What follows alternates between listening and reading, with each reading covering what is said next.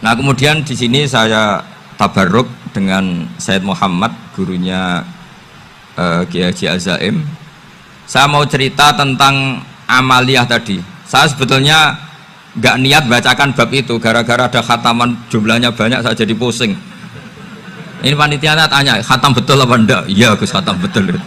Tapi kayaknya saya tidak yakin itu.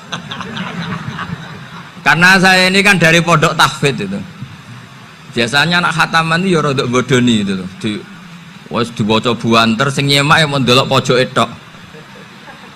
Mergo kebanteren. Nah, akhirnya lafat-lafat yang di tengah itu enggak di apa? Baca.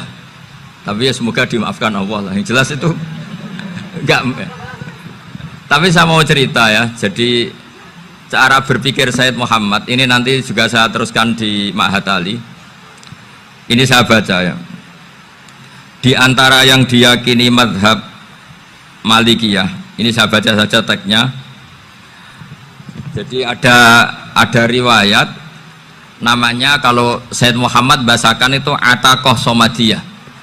Kalau di Indonesia kadang orang bilang Al-Ataqoh Al-Kubro, yaitu dengan membaca surat Ikhlas. Di sini jumlahnya hanya 100 kali, Kila 1000 kali. Tadi berapa semua? 700 juta ini sudah susuk banyak ini. Di sini hanya 40, riwayat lagi 100, 1000. Terus sampean tadi berapa? 800 juta. Wah ini sudah susuk ini. Itu anak cucu sampean pasti masuk surga itu kalau gitu. Ini saya baca, ini kitabnya Said Muhammad ini. Suratul Ikhlasi wal Itqu minan nar. Akhrajat Tabrani fil Kabir an Fairuz ad-Dailami wa Ibnu Uftin Najasi. Waqad khadaman Nabiyya sallallahu alaihi wasallam. Orang ini jadi khadimnya Nabi. Qala Rasulullah sallallahu alaihi wasallam, "Man qara'a qul huwallahu ahad mi'ata marratin fi shalat ghairiha kataballahu lahu bara'atan minan nar." Ini hanya berapa ini? Mi'ata marrah. Berarti kalau satu orang itu cukup 100. Tadi sudah untuk 7 turunan tadi untuk orang berapa? 800 juta. Ya, untuk 7 turunan cukup ya? Cukup. Untuk 7 turunan. Ya, sudah susuk ini, sudah susuk ini. Aduh, ribet ini. Nah ini tak cari pembenarannya, ini supaya keren. Ini di halaman 188 Abwabul Farad. Warwa Ibrahim bin Muhammad Al-Khiyari fi fawaitihi an Hudzaifah marfu'an. Man qara'a qul huwallahu ahad alfa marratin faqad ishtara nafsahu minallah. Berarti 100, ada riwayat lagi 1000. Nanti tak carikan lagi yang berapa? 1 miliar mungkin. Jangan banyak-banyak. Nah ini saya baca ya.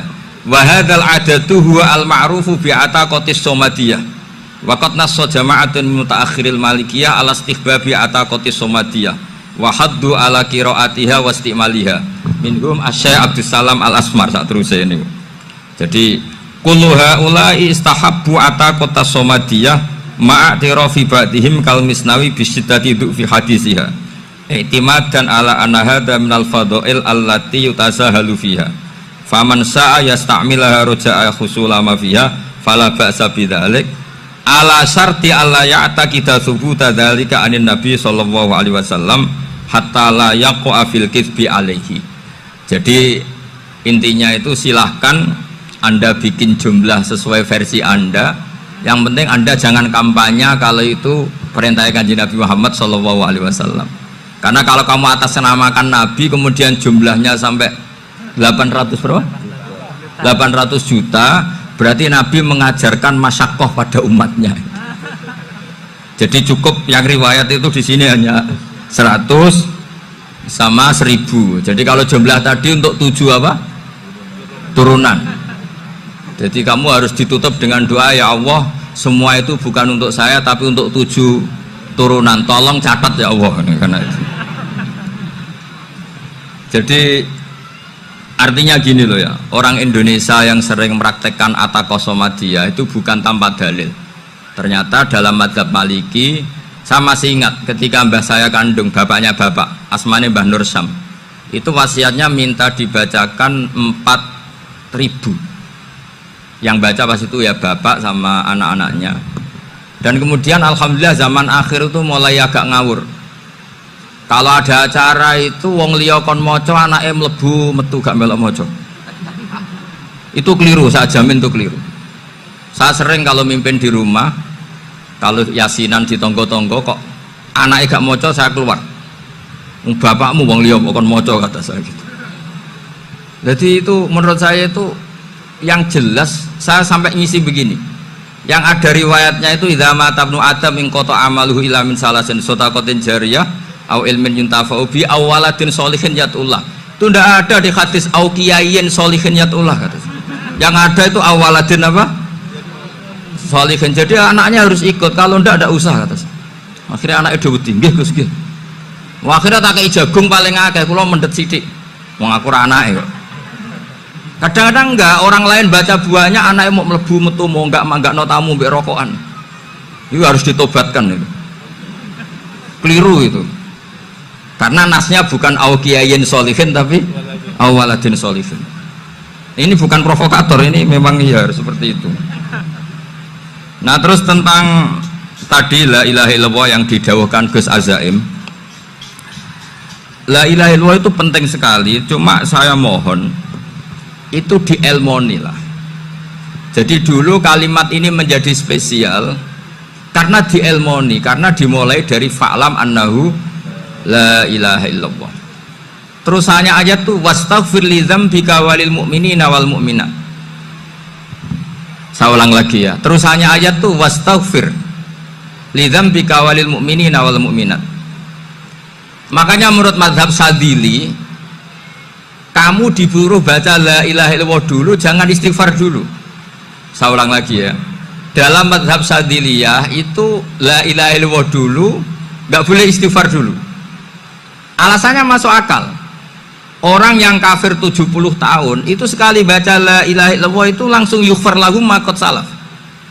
Sehingga la ilaha illallah sendiri sudah punya kekuatan supaya dosa kita diampuni. Qul lil ladzina kafaru iyantahu yughfar lahum ma qad salaf. Cara menghentikan kekafiran gimana? Dia melafadzkan la ilaha illallah. Ini kalimat yang begitu saktinya sampai orang yang kafir puluhan tahun itu dosanya semuanya terhapus hanya karena melafadzkan la ilaha illallah. Nah, makanya kata Abul Hasan As-Sadili wastaghfir li dzambika ay bihadil kalimah. Seseorang sah diistighfar itu kalau melafadzkan la ilaha illallah. Misalnya ada orang kafir mati kafir, sah nggak anak cucunya mengistighfari dia? Tidak sah karena belum melafadzkan la ilaha illallah. Makanya kata Abul Hasan As-Sadili wastaghfir li dzambika ay bihadil kalimah. Sehingga lafadz ini spesial betul. Tapi kadang-kadang beberapa mursyid cara berpikir lain. Ini kalimat thayyibah harus dibaca orang suci, sehingga mendahulukan apa? Istighfar. Untuk supaya pas ngelafatkan kalimat thayyibah sudah dalam keadaan apa? Suci. Itu juga masuk akal. Tapi secara meyakinkan saya sendiri lebih mengikuti manhajnya Abil Hasan As-Sadili karena alasannya tadi, yang kafir puluhan tahun saja langsung luntur dosanya karena melafatkan la ilaha illallah. Artinya la ilaha illallah sendiri sudah bagian dari istighfar. Nah, ya tadi buktinya fa'lam annahu la ilaha illallah terus wastaghfir li dzambika walil mu'minina. Jadi orang sah diistighfari itu setelah dipastikan sah tauhidnya. Jadi setelah tauhidnya sah yaitu la ilaha illallah baru sah apa? Diistighfari. Sehingga orang kafir, saya ulang lagi, orang kafir yang mati kafir anak cucunya tidak boleh apa? Tidak boleh menistighfari. Terus saran saya kedua, la ilaha illallah itu filosofinya itu nafyun li uluhiyati ghairillah wa isbatun li uluhiyatillah wahda. Filosofi la ilaha illallah itu gimana? Menafikan semua selain Allah itu tidak Tuhan dan hanya menuhankan Allah semata. Nah itu caranya gimana? Caranya kita harus terbiasa. Ini karena tadi saya dibilangin panitia ini rata-rata mustameknya atau mustamiatnya ini santri. Caranya gimana? Dilatih pakai logika. Saya berkali-kali cerita kalau ngaji, saya sekaligus kampanye. Allah itu Tuhan yang begitu fair. Untuk menjadi Tuhan Allah mempersilahkan, ada kualifikasi Tuhan. Jadi boleh dikompetisikan, itu boleh kata Allah. Nggak apa-apa kamu ngaku Tuhan gitu kata Allah. Tapi nak ngaku pangeran itu paling enggak ya direputasi lah, ada verifikasinya. Dimulai dari apa? Ya kalau jadi Tuhan itu setidaknya bikin langit bumi lah, aturannya gitu. Jadi kalau daftar bupati ya daftarlah ke KPU. Masa tahu-tahu jadi apa? Tuhan kemudian tidak punya prestasi bikin langit bumi. Sehingga Allah itu cara ngendikan itu ya fair. Qul ara'aitum ma tad'una min dunillah aruni madza khalaqu minal ardi am lahum syirkun fis samawat. Coba yang kamu tuhankan selain saya, prestasinya apa kan? Ketika saya bikin bumi itu apa ikut bikin? Terus am lahum syirkun fis samawat. Kalau bikin langit, kalau nggak bisa ya urun lah gitu. Urun semen apa urun bego, pokoknya urun lah gitu. Urun ora, gawe bumi ora, ngerti-ngerti ngaku dadi pangeran. Kul hatu burhanakum. Jadi ya kan ya lucu kan, misalnya syarat kiai di Salafiyah kan keluarga Kiai As'ad, cucunya ngaji ngalim. Orang keluarga Kiai As'ad tuh aku kiai utama di Salafiyah. Oh mesti di penjara ya.